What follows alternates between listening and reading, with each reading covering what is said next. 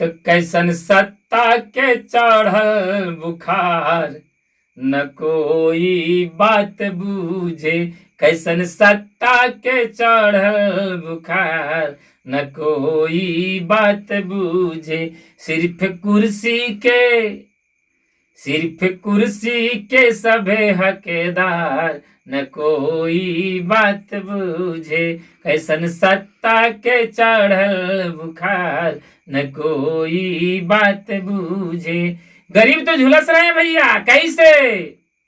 अरे थाना ब्लॉक चाहे होके अस्पताल में, थाना ब्लॉक चाहे होके अस्पताल में, कोई नहीं बात सुने पब्लिक की बेहाल में, कोई नहीं बात सुने।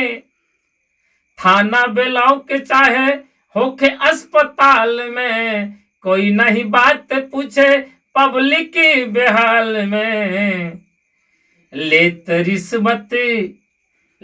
रिश्वत ना तनिको डेराय, ना कोई बात बूझे। लेत रिश्वत न तनिको डेराय, ना कोई बात बूझे। कैसन सत्ता के चढ़ल बुखार, ना कोई बात बूझे। अरे अब ते इलेक्शन चिन्हे चाचा चाची, ए भैया चाचा वोट दे दिया। अब ते इलेक्शन चिन्हे चाचा चाची, जीतला के बाद के हुए नता की, जीतला के बाद में के हुए नता की। अब तक के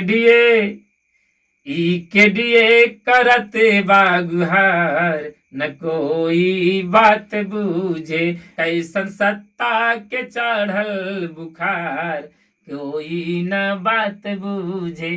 कैसन सत्ता के चढ़ल बुखार, कोई न बात बूझे। सोच के वोट डालिएगा भैया, सोच के। और समझिए कि बिहार में भी कुछ अपना वजूद होके के चाहिए, अना तो बाहर वाला कछु न कर पाई है।